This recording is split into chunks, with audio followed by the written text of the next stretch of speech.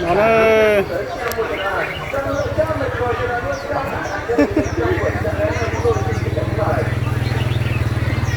Nó để cho tiền chè sushi nó các cái này.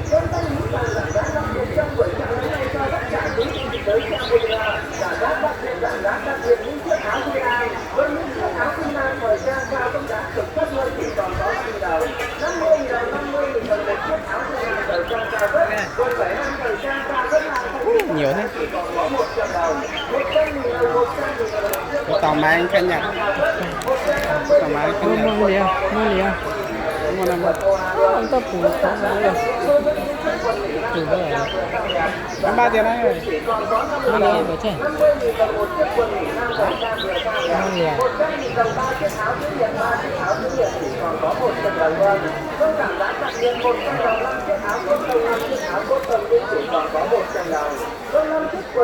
Đi.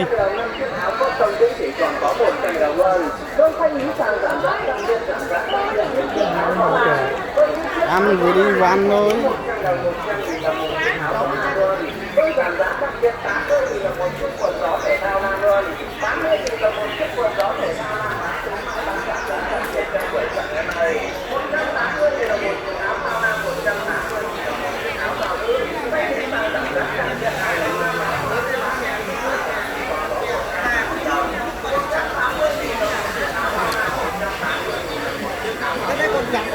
Nói.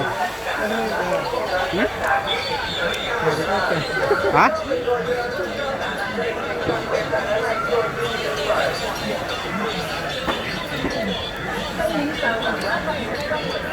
Sân khấu tao nó ơi.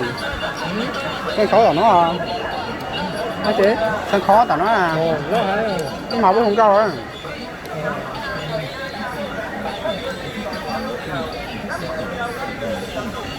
Tiền không?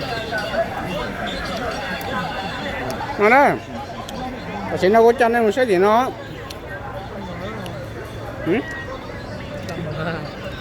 Cha.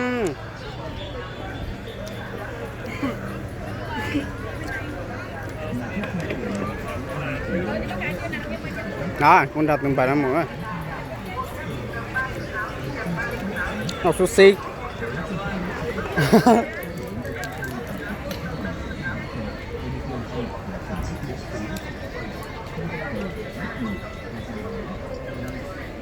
Chan canh ơi. Canh nha.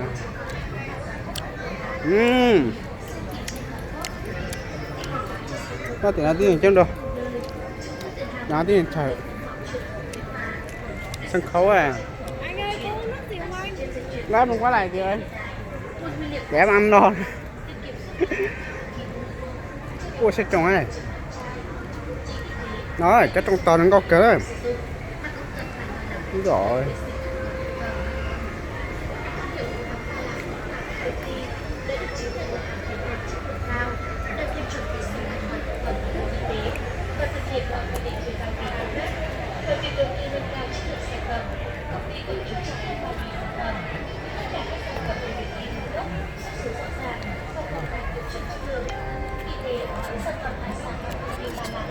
Cả. Đó, giống như vậy nè. Cho nó, chặt cắt trên còn nó.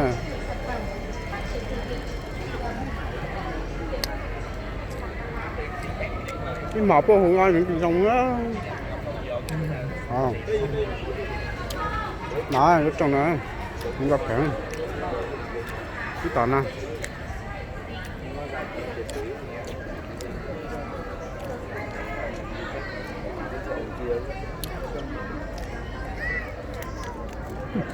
Rút khẩu hết.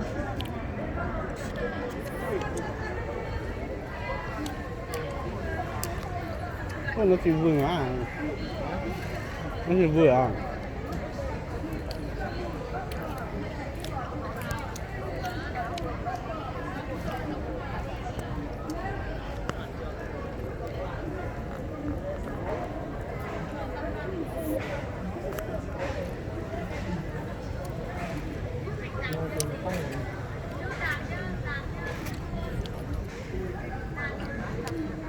Phải nói á, Sẽ phải nói anh nói để chọn tôi là không có phải nói không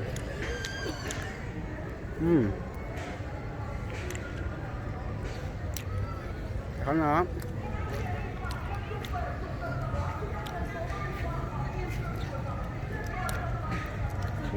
cô nó căng hả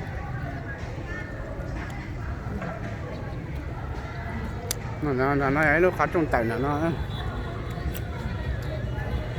ba có cá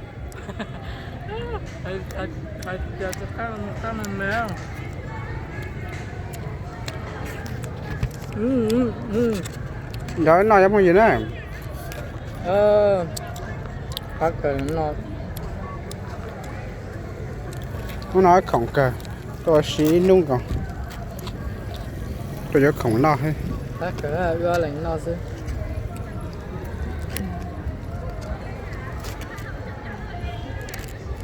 để thèm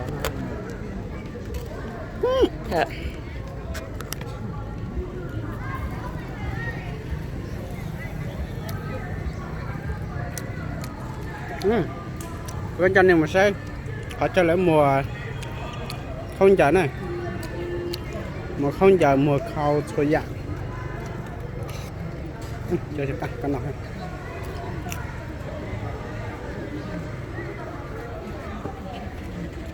này luôn ạ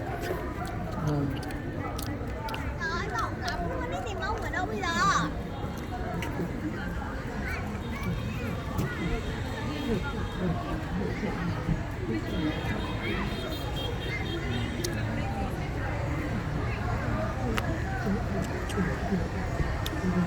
nó to đó một tàu cho nên một xe có cho lên một con chạy mùa khâu mùa thời gian á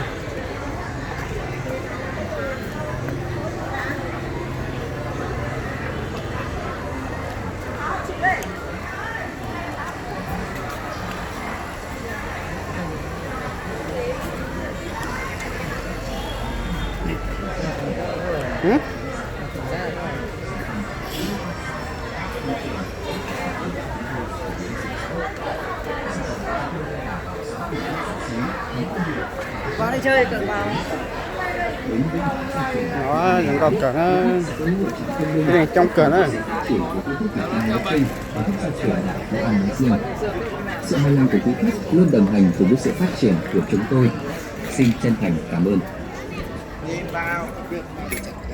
nó nói nó khó trông là thế còn nó đá cờ nó phải nó khó trông thì chỉ tàu tà nó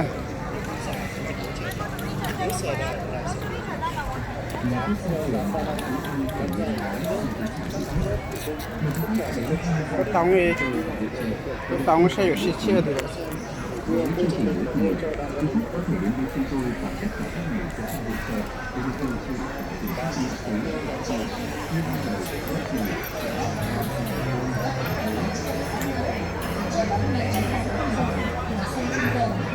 chẳng hương dịch vụ chăm sóc khách hàng của công ty cổ phần ứng dụng công nghệ mới Saib. Công ty chúng tôi cung cấp các sản phẩm tinh dầu chữa thương liên kết, nghỉ chung trong tỉnh thiên nhiên, ứng dụng nghỉ tinh dầu như nghỉ mũi, xăm tóc, xẻ tóc, bôi sàn và rất nhiều các ứng dụng khác nữa. Sau khi khách hàng tinh dầu, mình xin tinh dầu. Xin chào quý khách,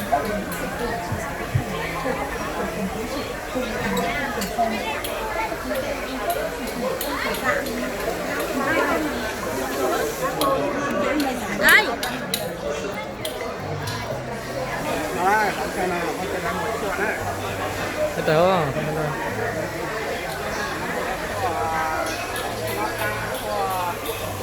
Là ngon rang.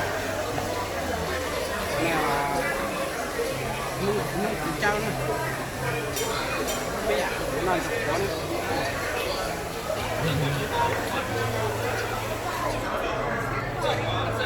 xe nó đi tà cho nó cũng nhiều xe kho đó quá. đấy mình đã tụi bay nhiều khâu đấy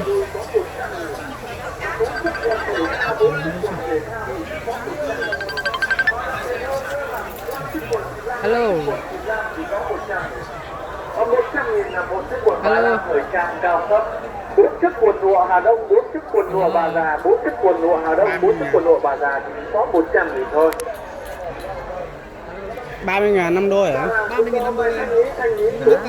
Có trắng không? 4 chiếc áo trắng xinh rình chỉ có 100.000 thôi. Và đặc biệt hơn nữa là 4 chiếc quần đùi có 100.000.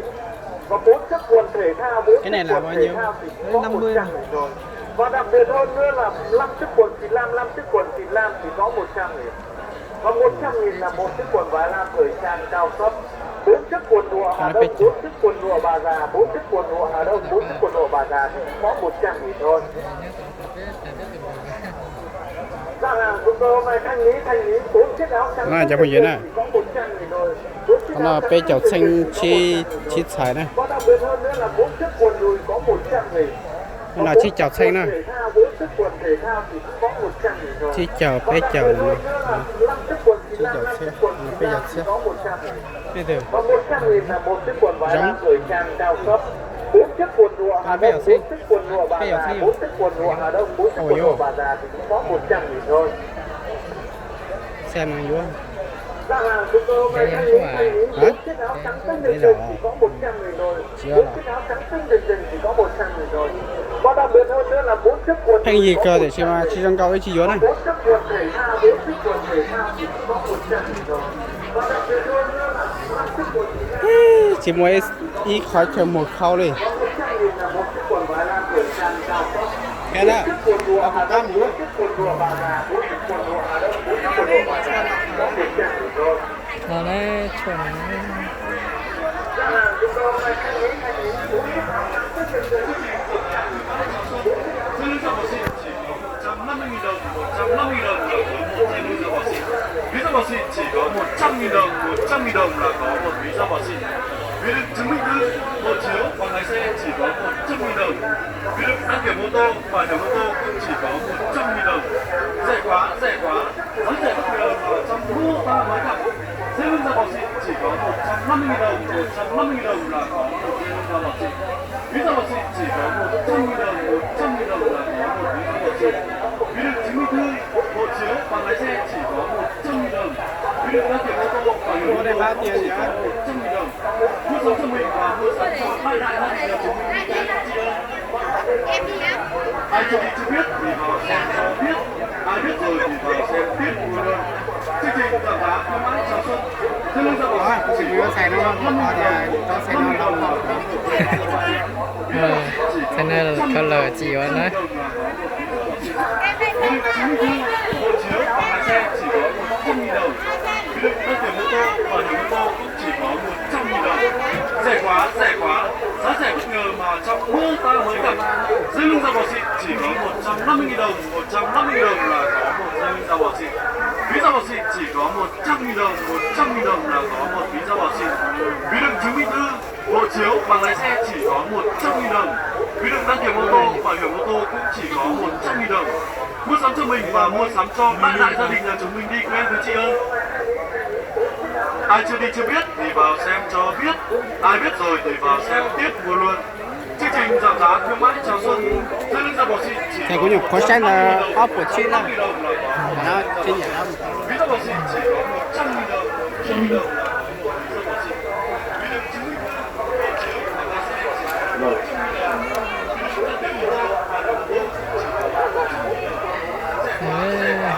Ít cái sách của nó ta là nó Một trận áo khá. chả xua giảm một cháu xích thì từ xua lên nữa.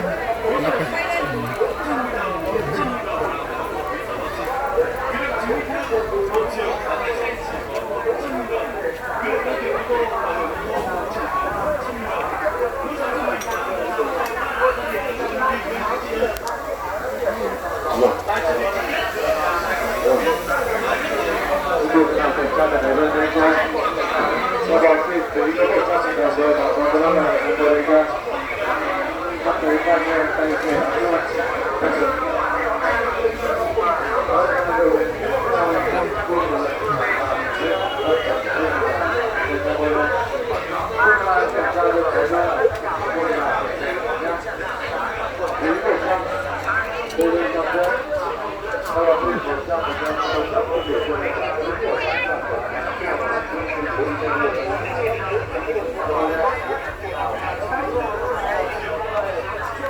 gọi là tôi dù khẩu trắng.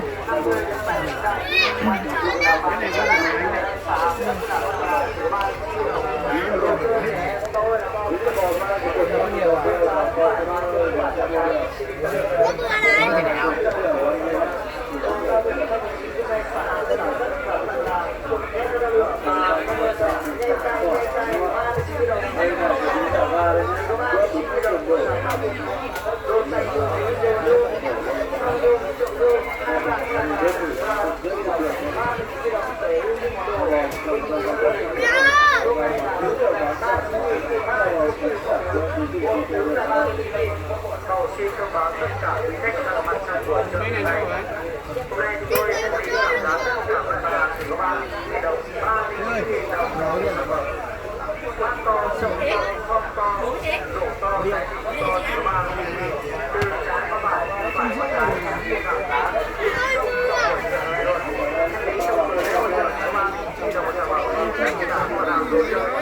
To là to cũng phải bạn, đồ chơi trẻ, đồ gia đình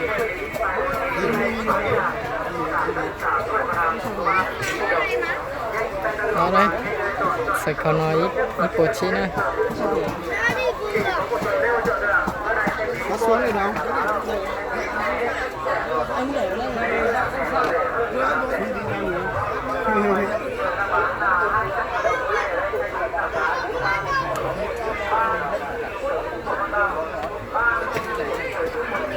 Đây chắc cũng đi được. Đây chắc. Đó này, nhớ xe nó cho phi nữa. Nó đi của chi dọc xe này. Ít bộ chi ở trên nữa. Cái giống con cái để xem phi gì cả ha.